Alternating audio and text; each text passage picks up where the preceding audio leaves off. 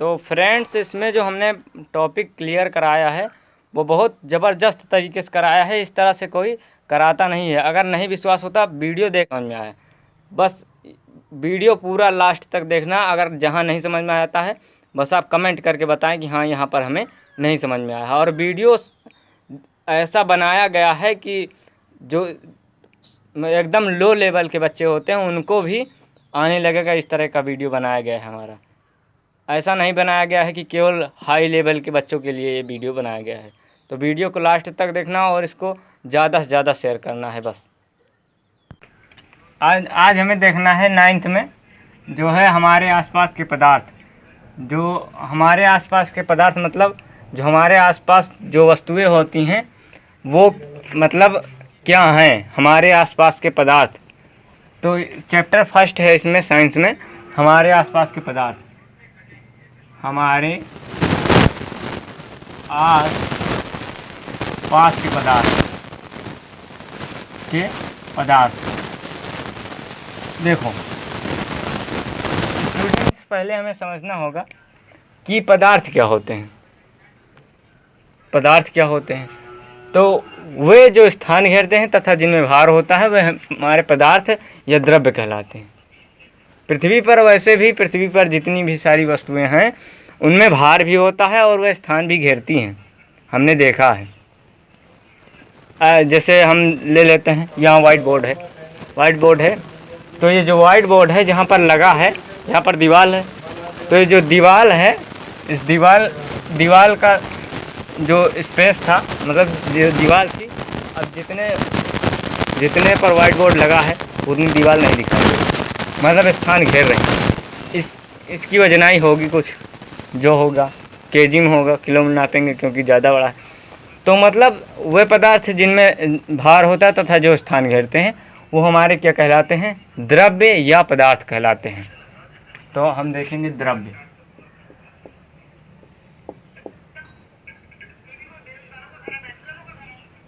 Matter, तो वे जो स्थान घेरते हैं तथा जिनमें भार होता है, हमें समझ में आ गया। हम भी एक पदार्थ हैं, मतलब द्रव्य हैं। मोबाइल जिससे ये हो रहा है एडिटिंग, मतलब बन रही जो वीडियो, ये भी क्या है? एक पदार्थ है। कैमरा स्टैंड जो है हमारा, ये भी क्या है? एक पदार्थ है। यहाँ पर हमारे पास साइकिल है, ये भी एक पदार्थ है। ये जो मार्कर है ये भी एक पदार्थ है। और मोबाइल के ऊपर की कवर भी एक पदार्थ है। हर एक चीज़, मतलब पृथ्वी पर विद्यमान सारी वस्तुओं को हम पदार्थ कहते हैं। इस तरह से भी हम कह सकते हैं। तो पदार्थ आप लिख लेना। तो पदार्थ किसे कहते हैं? वह जो स्थान घेरते तथा जिनमें भार होता है पदार्थ कहलाते हैं। अब देखना है हमें पदार्थ की अवस्थाएं।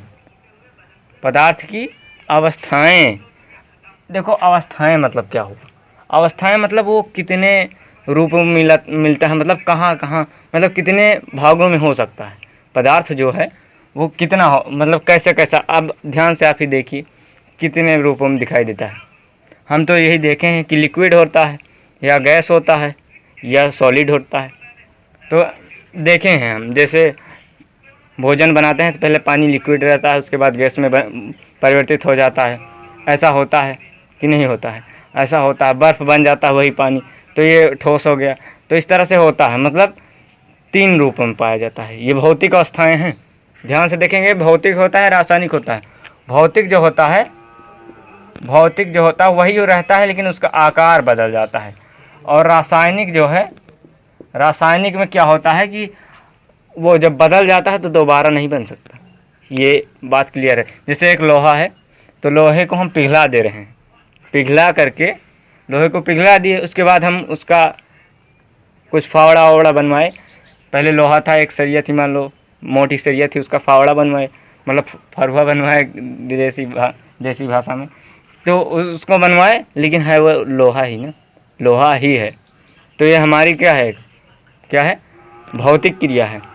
और जैसे रासायनिक क्रिया, मतलब जैसे पानी है, पानी को गैस बना के पानी को उबाल दिए, गैस बन गया, उड़ गया। तो क्या जो लकड़ी है जो जलाए हो आप, क्या वो फिर से बन सकती है लकड़ी? नहीं, वो तो राख और कार्बन डाइऑक्साइड बन गई। और उसमें जो हमने चावल रखा था, क्या वो फिर से चावल बनेगा? नहीं बनेगा, वो तो उबल चुका है ना। तो इस तरीके से हम समझ सकते हैं, उसमें जो चावल डालेंगे पानी में तो वो भी बन जाएगा, वो फिर से नहीं चावल बन सकता। हमारी क्या है, यह है हमारी रासायनिक क्रिया। हम जब जैसे बड़े होते हैं, धीरे धीरे बड़े हो रहे हैं, फिर से क्या छोटे हो पाएंगे? ये एक रासायनिक क्रिया है। पेड़ पौधे बड़े हो रहे हैं, छोटे थोड़ी हो रहे हैं, तो ये एक रासायनिक क्रिया है। तो ये सब सारी हमारी रासायनिक क्रिया है। फिलहाल ये तो जानने वाली बात है, इसे जानना चाहिए। अब भौतिक अवस्थाएं जो है, अवस्थाएं तो देखो, अवस्थाएं जो होती हैं, इनकी 3 अवस्थाएं होती हैं। 3 अवस्थाएं होती हैं। तो यहाँ इस पर एक ठोस होता है, ठोस, द्रव और गैस। ठोस, द्रव, गैस। देखिए, ठोस, द्रव और गैस समझेंगे कैसे? अब समझेंगे कैसे? जैसे हम कोई पदार्थ लिए, पानी समझ लो, पानी है, उसे बहा दिए, फेंक दिए तो फैल जाएगा। फैल जाता है कि नहीं फैल जाता? ईंटा लिए, ईंटा को फेंके, लेकिन वो एक दर पर स्थित है। गैस फेंक ही नहीं सकते, गैस तो उड़ जाएगा तुरंत। समझ में आ रहा है ना?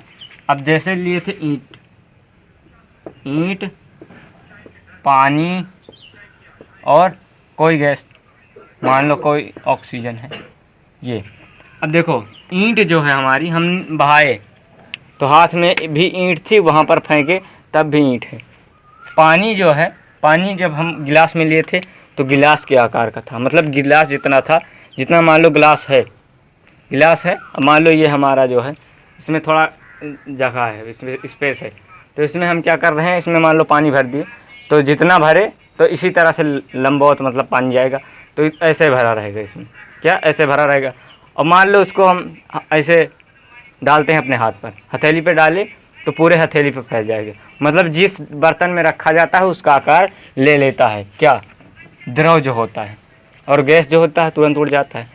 और ठोस जो है, जहाँ चाहे जहाँ रहे उसका आकार निश्चित है। ये जैसे हमारा ये है मार्कर, हम मार्कर को कहीं अलग रख देंगे तो ये मार्कर ही रहेगा ना। ऐसा थोड़ी है कि ये पिघल जाएगा, ऐसा नहीं होगा। आग में रखते हैं भले पिघल जाए, ऐसे नहीं पिघलेगा। और जैसे साइकिल है, हम यहाँ साइकिल रखें चाहे वहाँ, सेम वैसे ही रहेगा। तो ये हम हमारे आसपास के पदार्थ, मतलब आसपास देखकर हम समझ सकते हैं। अब हम यहाँ बता रहे हैं, यहाँ पर हम जो देख रहे हैं वही बता रहे हैं। अब वहाँ पर भी आप जहाँ देख रहे हैं आसपास अगर देखेंगे, अगर रियलाइज़ करेंगे तो आसानी समझ जाएंगे। तो देखो, अब इसमें क्या हो रहा है, आकार भी है। देखो, दो कंडीशन है, आकार और आयतन। यही हमें समझ लेना बस। यही दो सारी चीज़ें, यही दोनों से डिफिनेशन बनेगी। ठीक। अब देखो, इसमें जो है आकार भी होता है और आयतन होता है। अब यही से डिफिनेशन बन गई। तो लिखेंगे, देखो पदार्थ है, वो तो हमें पता है पदार्थ है, पदार्थ की अवस्थाएं जो होती हैं ये होती हैं। तो वे पदार्थ जिनमें आकार एवं आयतन दोनों होता है, ठोस कहलाते हैं। ईंट जो है, मार्कर जो है, पेन जो है, मोबाइल, कुछ भी लिख देंगे पृथ्वी पर जो है, बस गेंद बॉल हर एक चीज़ चाहे जो लिख देंगे वो मान लिया जाएगा। तो वे जिसमें आकार होता है, आकार मतलब ये आकार है इसका, एवं आयतन होता है, ये जो है इसका कुछ आयतन है, अंदर कुछ है, कुछ अंदर भर सकते हैं, ऐसा कुछ, तो ये आयतन भी है। और द्रव जो है, द्रव, इसमें आकार नहीं होता, आकार नहीं, और आयतन जो होता है देखो, इसमें जो है आकार नहीं होता है और आयतन होता है। आयतन जो होता है वो होता है, कैसे होता है? देखो, आकार जैसे है, हम जो पानी लेते हैं, पानी यहाँ पर हम इसीलिए एग्जांपल लिखें, पानी जो है, हम पानी बोतल में रखें तो बोतल के आकार का हो जाएगा, मतलब बोतल में घिर जाएगा जितना पानी रहेगा। उसके बाद उसे किसी बर्तन में रखेंगे, बाल्टी में, तो बाल्टी के नीचे ही नीचे रहेगा, ऊपर नहीं आ सकेगा, मतलब जितने में रहेगा वो उसी स्थान, उसी का आकार ले लेता है, जिस चीज़ में रहता है उसी का आकार ले लेता है। तो इसका आकार जो है निश्चित नहीं होता। वे पदार्थ जिनमें आकार एवं आयतन दोनों निश्चित होता है, ठोस। वे पदार्थ जिनमें आकार एवं आयतन दोनों, आकार तो निश्चित होता है परंतु आयतन अनिश्चित होता है, मतलब आकार नहीं होता है और आयतन होता है। इस तरह से हम लिख सकते हैं। समझ में आ रहा होगा, उम्मीद करते हैं हम। और ये जो है हमारा गैस, गैस में जो होता है आकार आयतन दोनों नहीं होता है, आकार भी नहीं होता आयतन भी नहीं होता। जैसे अब यहाँ देखें हम, आकार इसका कुछ आकार होता है, आयतन हम रख रहे हैं बोतल में, लेकिन उसमें दिखाई दे रहा है कि हाँ इतने में ऑक्सीजन रखा है, ऐसा तो नहीं होता ना। रख रहता है लेकिन हमें पता नहीं चलता कि हाँ वो है, मतलब इसमें आकार भी नहीं होता, नहीं होता है। अब देखो आसानी से लिख देंगे, वे पदार्थ जिनमें आकार एवं आयतन दोनों अनिश्चित होता है या दोनों नहीं होता है, वह हमारे क्या कहलाते हैं, गैस कहलाते हैं। ठीक, समझ में आ गया होगा। उम्मीद करते हैं आपको बहुत ही आसान तरीके से आपको समझ में आया होगा। तो देखते हैं नेक्स्ट टॉपिक। देखो अब हम देखेंगे गलन क्या होता है।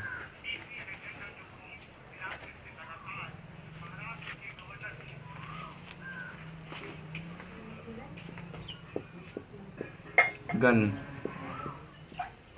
गलन। अब देखो, अब यही ठोस द्रव गैस में ही हमें पढ़ना है। अब गलन क्या होता है ये हम देखें। तो जो गलन होता है, जैसे कोई ठोस है, देखो उसमें अभी एग्जाम्पल नहीं बताए थे क्या, द्रव में और गैस में। गैस में एग्जाम्पल नहीं बताए थे, गैस में तो आप नाइट्रोजन ऑक्सीजन कुछ भी लिख दीजिएगा, और द्रव में पानी पारा जो होता है, और उसके बाद पेप्सी कोका कोला सब लिख देना है यही सब सारी चीज़ें हैं, द्रव है। और गलन जो है, गलन जो होता है, जैसे कोई ठोस है, ठोस है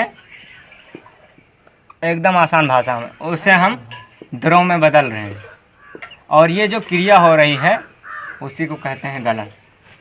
बस समझ जाओ, ठोस को द्रव में बदलना ही क्या कहलाता है, गलन कहलाता है। बस हो गया।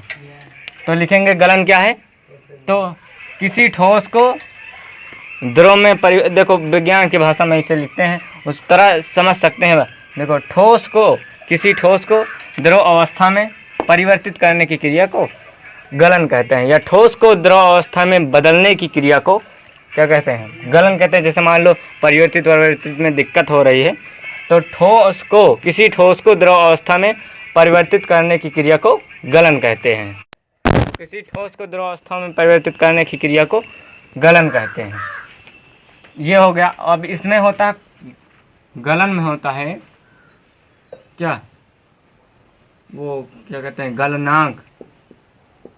गलनांक, गलन में गलनांक। देखो ये एक ताप है, ताप जो ऊर्जा, वो ताप होता है, उसे हम, इसमें जो ताप होता है, किस ताप पर जो है द्रव बनने लगता है, उसी को हम गलन कहते हैं।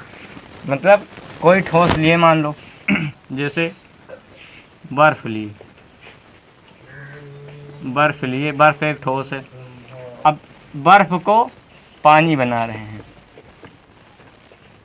100 डिग्री सेल्सियस पर, ये बन गया, तो इसका गलनांक जो है ये है।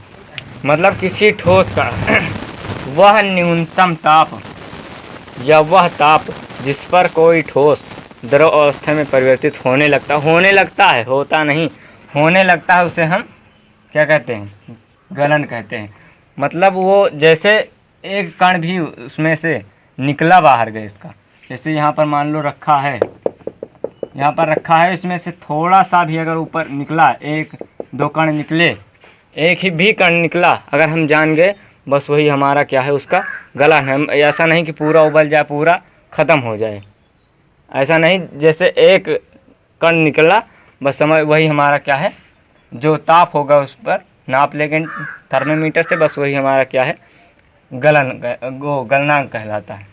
तो वह न्यूनतम ताप जिस पर कोई ठोस द्रव अवस्था में परिवर्तित होने लगता है, उसे हम कहते हैं गलनांक। जो हमें देखना है हिमीकरण, वो हिमीकरण क्या होता है, तो हम देखेंगे अब हिमीकरण। हिमीकरण क्या होता है, जैसे हम वहाँ पर देखते थे, क्या देखते थे, गलन, गलन में क्या देखते थे?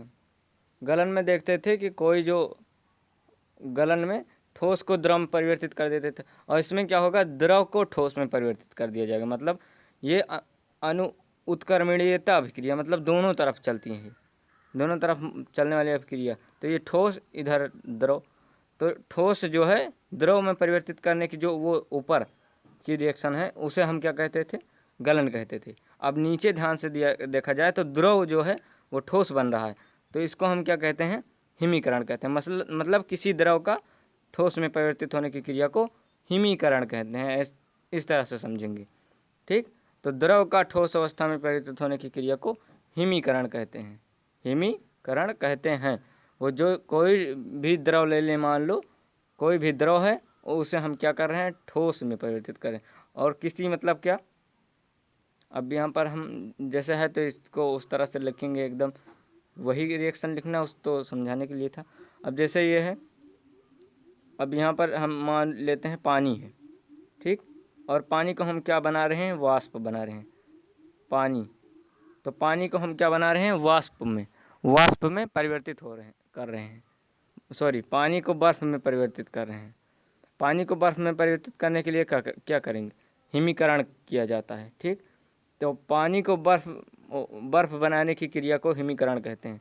और जो पानी है वो क्या है, हमारा एक द्रव है, और ये जो हमारा बर्फ़ बन रहा है ये क्या है, एक ठोस है। तो मतलब द्रव को ठोस अवस्था में परिवर्तित करने की क्रिया को हिमीकरण कहते हैं। ठीक, अब इसमें जो होता है एक ताप होता है, वही जो ताप होगा मतलब हिमांक। हिमांक मतलब किस ताप पर ये ठोस में परिवर्तित होने लगता है, कितना ताप हो तो ठोस में परिवर्तित आखिर होगा, ठोस में आखिर परिवर्तित होने के लिए कौन सा ताप हो। तो मतलब वह न्यूनतम ताप जिस पर कोई द्रव ठोस अवस्था में परिवर्तित होने लगता है उसे हम क्या कहते हैं, हिमांक कहते हैं, हिमांक कहते हैं। तो जैसे अब ये पानी को बर्फ़ बना रहे हैं तो 0 डिग्री सेल्सियस पर मतलब बनने लगता है क्या, बर्फ़। तो ये बर्फ़ में जब बनने लगता है इस ये जो ताप होता है उसी को हम कहते हैं हिमांक। तो ये किस ताप पर बनने लगता है, 0 डिग्री सेल्सियस। मार्कर नहीं चल रहा है, 0 डिग्री सेल्सियस। तो ये हमारा जो है, ये इसे हम क्या कहेंगे, हिमांक है हमारा। हिमांक मतलब इसी ताप पर हमारा क्या है, ये एक क्या है, ताप है। ध्यान देना, क्रिया जो है हिमीकरण है और जो ताप है वो हिमांक है, इसमें जो होता है। अब देखेंगे अगला टॉपिक, देखेंगे हम क्वथनांक, बॉइलिंग। तो बॉइलिंग क्या होता है ये हम देखेंगे। देखो जैसे कोई द्रव है, अब यहाँ पर ये जो क्रिया हो रही है ये द्रव को गैस में परिवर्तित हो रहा है। अभी तक तो जो था ठोस का द्रव का ठोस कर रहा था, लेकिन अब जो है द्रव का गैस में परिवर्तन हो रहा है। तो ये हमारे क्या है, ये हमारी कौन सी क्रिया है, क्वथन है। तो कोई जैसे द्रव है, पानी ले रहे हैं, पानी है, और इसको हम क्या कर रहे हैं,